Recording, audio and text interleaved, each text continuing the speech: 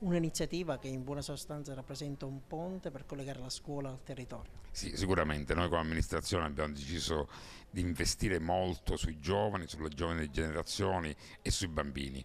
C'è un'occasione che è quella del lavoro fatto dalle scuole nel corso dell'anno e abbiamo ritenuto di proporre di non tenerle nel chiuso dell'ambito scolastico, ma di offrire questo lavoro svolto all'intera cittadinanza di Raffadali, ma anche dei paesi vicini che possono venire nei giorni di 8 e 9,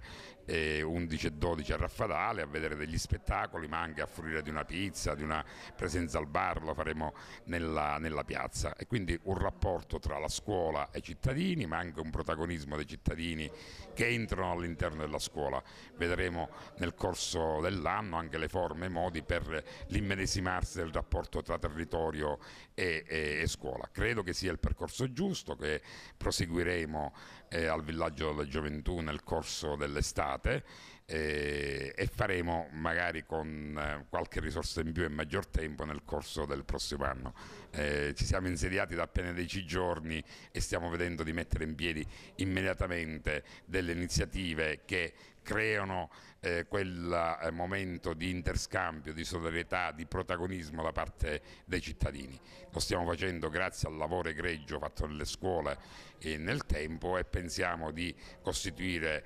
come amministrazione un punto di riferimento per gli ambienti scolastici, per i cittadini e per quanti vogliono fare e produrre cultura a Raffadali. La scuola si apre al territorio dall'8 al 12, i bambini saranno protagonisti con una serie di manifestazioni, di esibizioni. Sì, è la chiusura dell'anno scolastico che la festeggiamo alla grande a Raffadali, perché è bene che tutto il Paese viva questo momento importante, così come vive l'inizio dell'anno scolastico. È l'occasione per portare fuori tutti i lavori fatti durante l'anno, in occasione di progetti curriculari, di progetti extracurriculari, di progetti finanziati dai fondi europei. Parteciperemo noi con l'esibizione del coro dei Garibaldini, delle Maggiorette, le stelle del Garibaldi, si esibirà la scuola dell'infanzia e il gruppo teatrale, e infine poi faremo una manifestazione, proprio un momento di gioia finale come al solito, con palloncini,